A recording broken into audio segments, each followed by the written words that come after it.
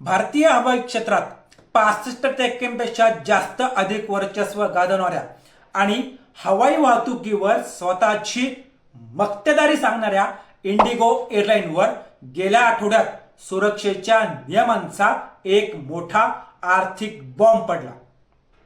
डीजीसीएच्या बदललेल्या नव्या नियमांमुळे हवाई सेवा देणाऱ्या इतर विमान कंपन्या ह्या व्यवस्थित काम करत असताना इंडिगोला मात्र आपल्या रोजच्या हजारो फ्लाइट्स ह्या रद्द कराव्या लागल्या। याचा परिणाम म्हणून भारतातील अनेक विमानतळ प्रवाशांच्या गर्दीनं तुडुंब भरले।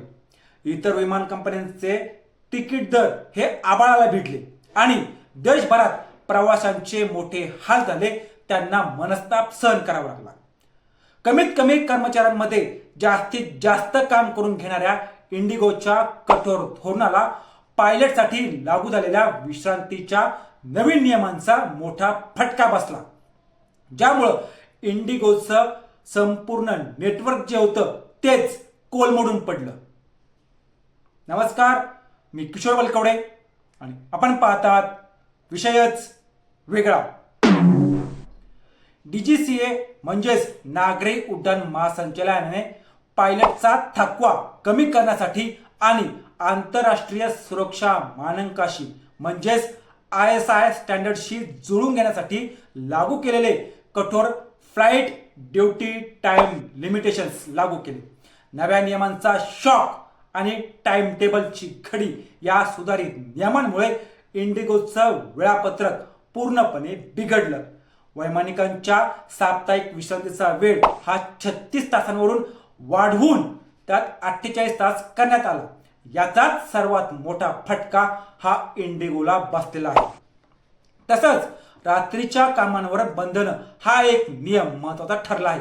रात्रीच्या लँडिंगची संख्या 6 वरून फक्त 2 वर आणण्यात आली। रात्रीची ड्युटी 10 तासांपेक्षा जास्त ठेवण्यास मनाई करण्यात आली। या सगळ्या गोष्टींमुळे सुद्धा इंडिगोच्या धोरणाला फटका बसत गेला।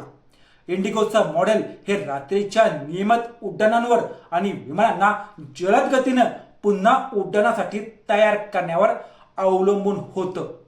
नवीन नियमांमुळे पायलट अवेलेबिलिटी जी होती त्यामध्ये मोठी घट झाली, ज्यामुळं इंडिगो कंपनीच्या टाइम शेड्यूलची पूर्ण घडी ही विस्कटून गेली आणि फ्लाइट्स रद्द करण्याची वेळ इंडिगोवर आली नामुष्की ओढावली।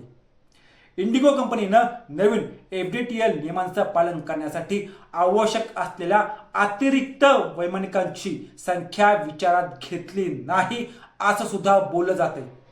जो अहवाल दिला गेला त्या अहवालानुसार गरजेपेक्षा कमी पायलट असल्यानं जेव्हा जास्त विश्रांतीची वेळ आली तेव्हा क्रू मेंबरचा साठा इंडिगोकडे शून्य झाला। तर दुसरीकडे आतापर्यंत इंडिगोचं धोरण हे कमीत कमी कर्मचारी ठेवून विमानांचा जास्तीत जास्त वापर करण्यावर आधारित होतं।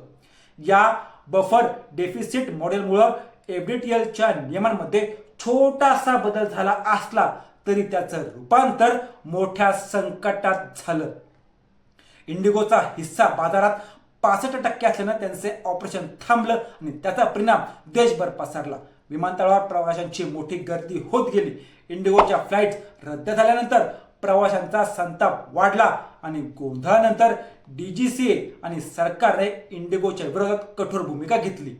डीजीसीएने इंडिगोचे CEO आणि काउंटेबल मॅनेजर यांना कारणे दाखवा नोटीस बजावली आणि कर्मचाऱ्यांची कमतरता भरून काढण्यासाठी सविस्तर आराखडा सुद्धा मागवला आहे। उड्डाणं रद्द झाल्यामुळं दिल्ली, बेंगलोर यासारख्या मार्गांवर तिकिटांचे दर हे 80,000पर्यंत पोहोचले होते।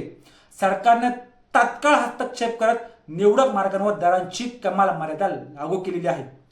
इंडिगोनं 10 ते 15 डिसेंबरपर्यंत कामकाज आणि फ्लाइट्स हे नॉर्मल होतील असा अंदाज व्यक्त केलेला आहे किंवा तसा विश्वास दिलेला आहे। त्यामुळं येणाऱ्या काळात आता कशी स्थिती असेल हे लवकरच कळेल। असेच रोजच्या रोज नवनवीन व्हिडिओ पाहण्यासाठी आमच्या चॅनलला सबस्क्राईब करून व्हिडिओला लाईक आणि शेअर करायला विसरू नका।